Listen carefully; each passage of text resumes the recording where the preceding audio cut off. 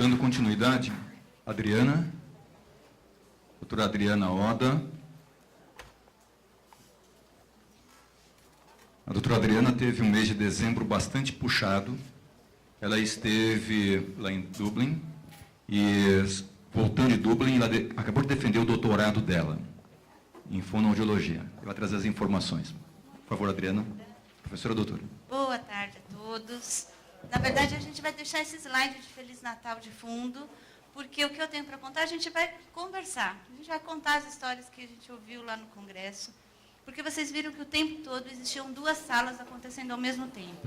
Enquanto uma sala estava bastante preocupada com o que acontecia dentro da célula, que era tudo aquilo que o Marco falou para a gente, existia a sala do lado, que era onde ficava eu e a Cristina e o Abraão, preocupados com a questão de o que acontece acima da superfície, ou seja, o que acontece na clínica, o que eu estou vendo dentro de casa. Lá na minha casa eu vejo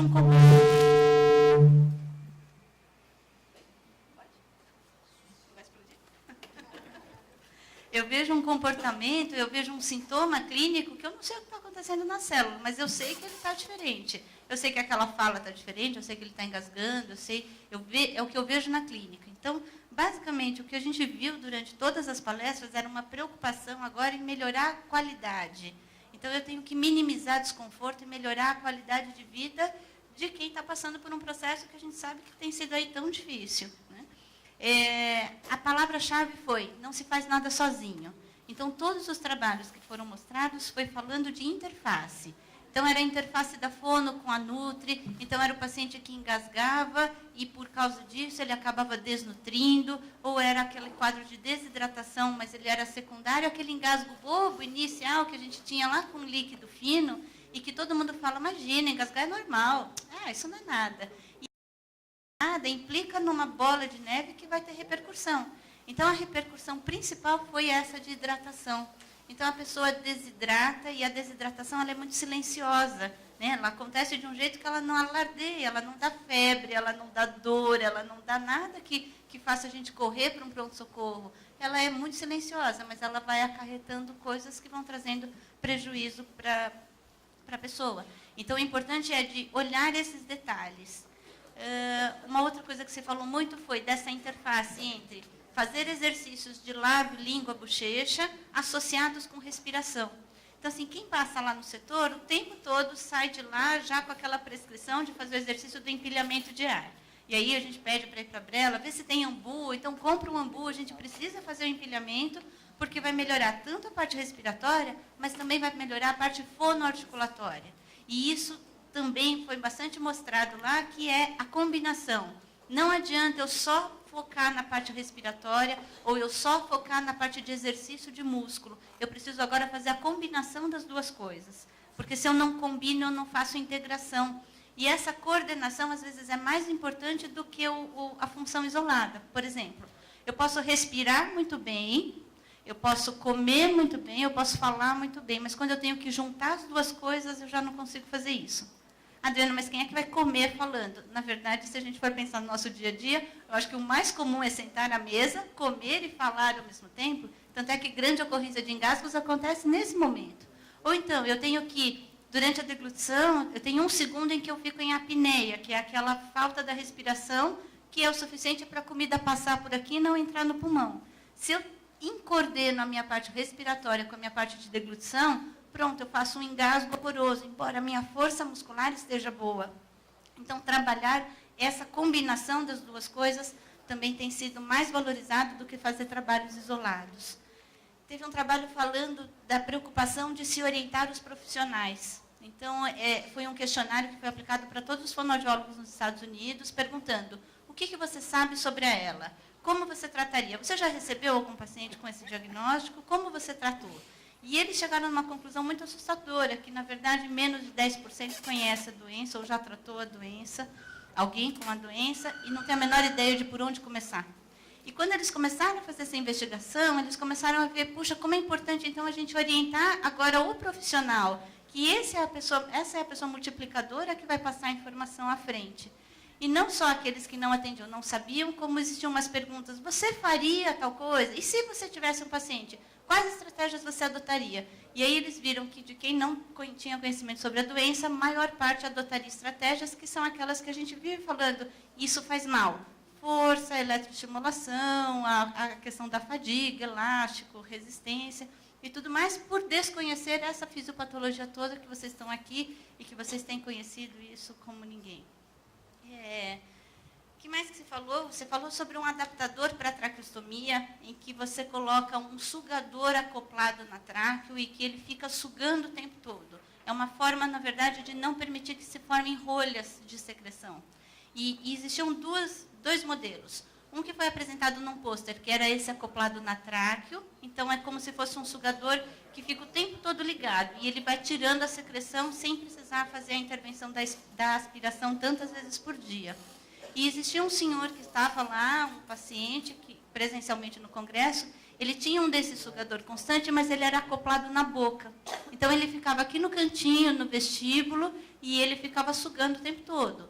E ficava uma caixinha, era uma caixinha pequena, um sugadorzinho, que ficava acoplado na cadeira de rodas.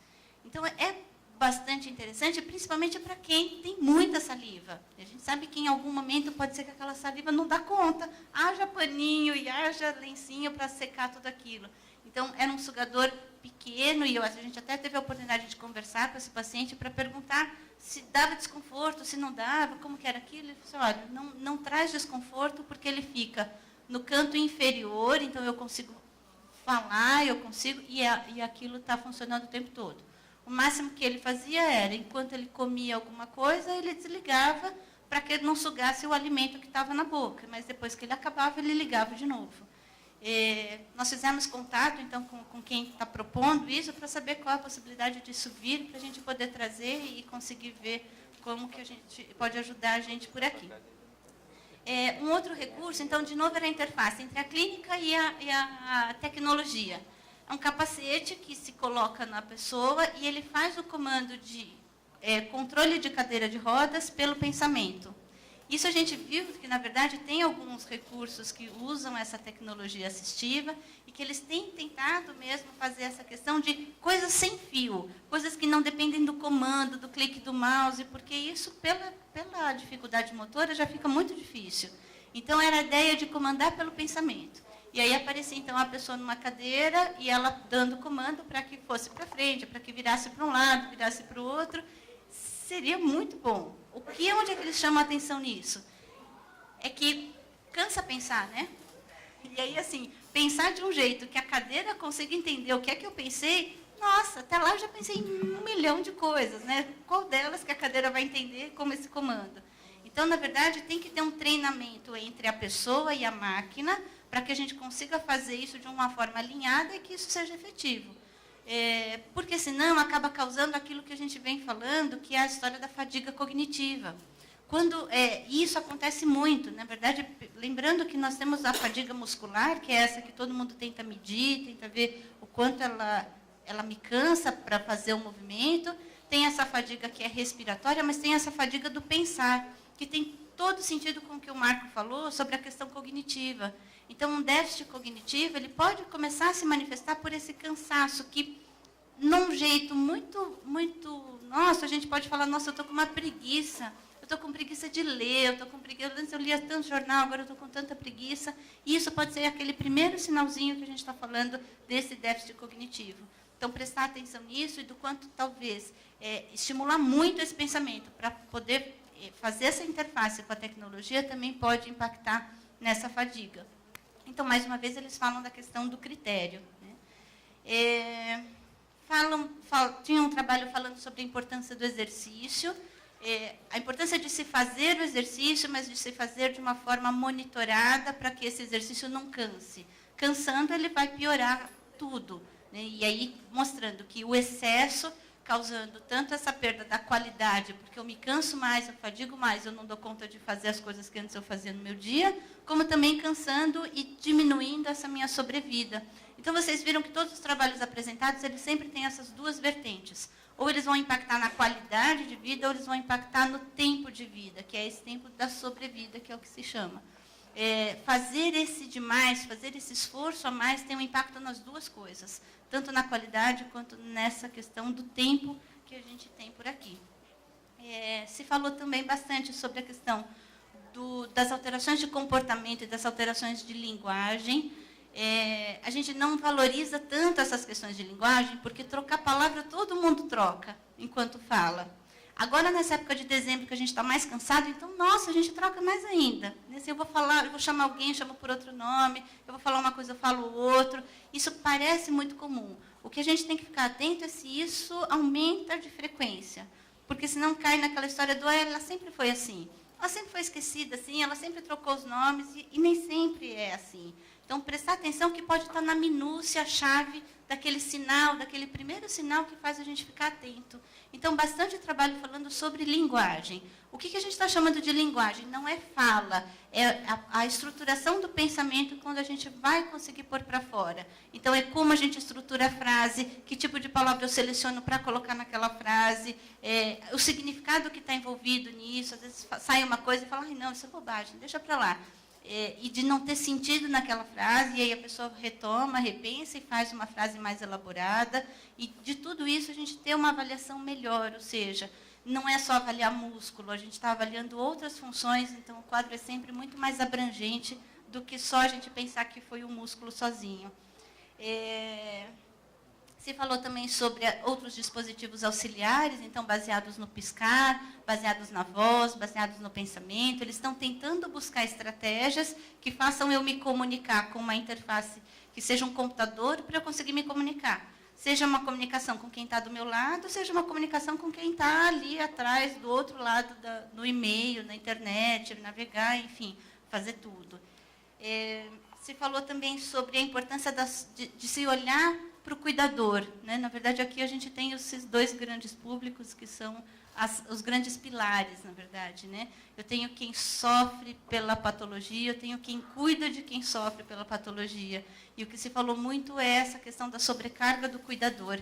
Se eu não prestar atenção neste cuidador, e se eu não minimizar um pouco essa sobrecarga, eu consigo piorar a qualidade de vida dessa pessoa que está sendo cuidada. Então, às vezes, a gente dá tanto foco para quem é cuidado e a gente esquece que ter um impacto em quem cuida também pode repercutir na própria pessoa.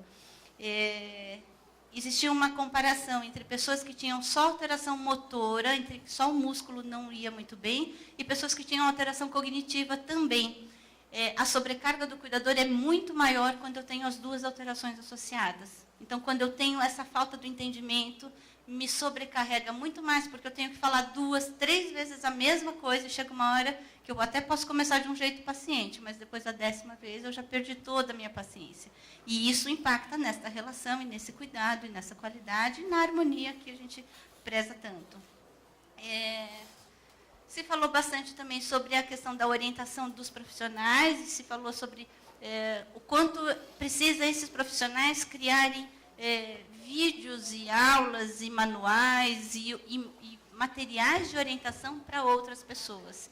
Então, eram 2 grupos, pessoas que eram atendidas por grupos, por equipes que entendiam, que tinham expertise na doença, e grupos que não eram atendidos por uma equipe, eram atendidos por uma fono, físio e TO, mas que não configuravam uma equipe que tivesse um embasamento na doença do neurônio motor. E o que eles viram é que tinha diferença, sim. Então, estar envolvido numa equipe que sabe o que está fazendo faz toda a diferença no tratamento, do que simplesmente fazer o tratamento com alguém que não tem esse embasamento da patologia. E aí vem o cuidado. Então, eles falavam muito dessa questão de ser multiplicador. Eu tenho uma informação e eu vou passá-la adiante porque, para mim, foi bom. E a gente tem que tomar algum cuidado com isso. E um dos exemplos eu tive 2 pacientes e que, por algum motivo, eles se conheceram em alguma ocasião, talvez até em uma das reuniões, e para um deles, que tinha uma alteração bastante importante da fase oral, e outro tinha uma alteração bem importante de fase faríngea da deglutição. Para um paciente, eu tinha liberado líquido, porque era a consistência que melhor descia para aquele paciente. Para o outro paciente, eu tinha contraindicado o líquido, porque era a consistência que ele mais engasgava. E quando um conversou com o outro, dizia assim, a minha fono disse que eu não posso tomar líquido, então você também não devia fazer isso. E o outro dizia, não, não, a minha fono falou que eu preciso deixar tudo um pouco mais líquido, mais úmido, porque eu não consigo. Não, a sua fono não sabe de nada. Não, ela não sabe o que ela está falando, você tem que consultar com a minha. Mas quem é a sua fono? É a Adriana. Quem é a Adriana? Adriana Oda? É a minha também. Então, assim, se a gente for pensar que eu vou me basear só na questão do boca a boca, pode ser que eu oriente de um jeito não personalizado essa questão da alimentação ou da comunicação. Por isso, vale sim a gente ter o respaldo de quem entende da doença para a gente conseguir ter uma orientação melhor. Né? Assim, e a Brela está aí fazendo esse trabalho de orientação para todo mundo e para todos os profissionais que quiserem a informação.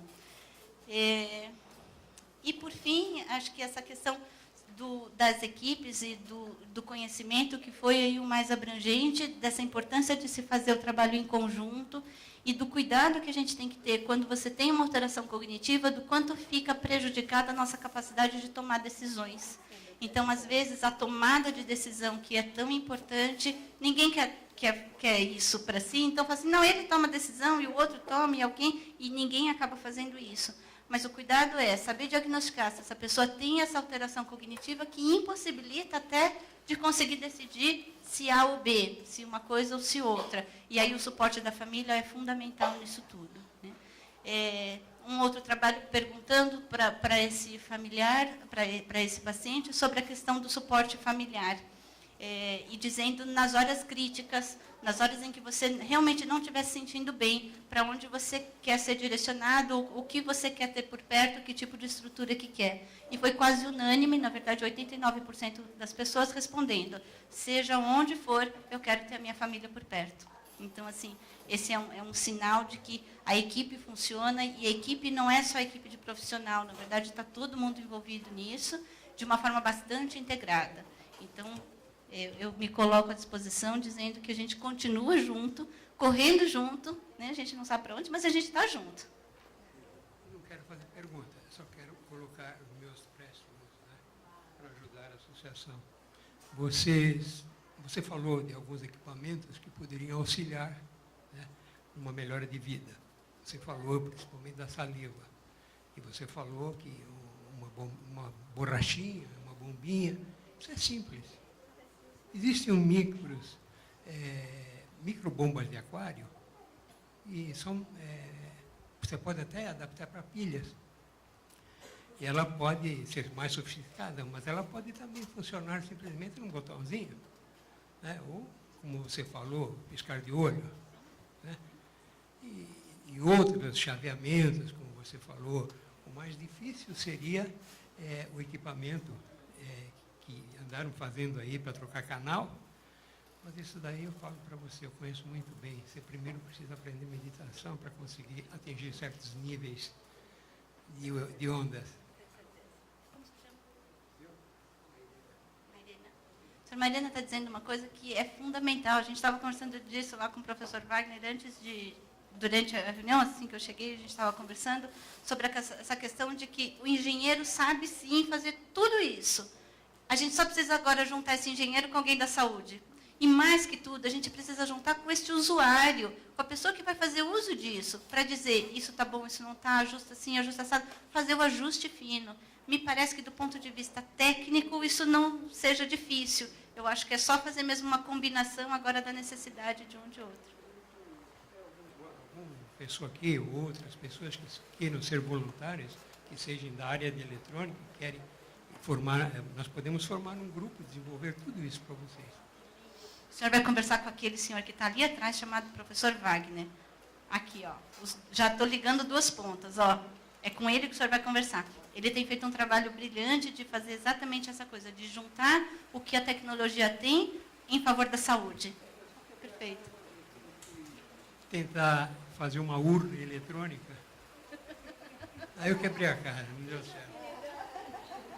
Não tem problema, a gente aprende assim, está tudo certo.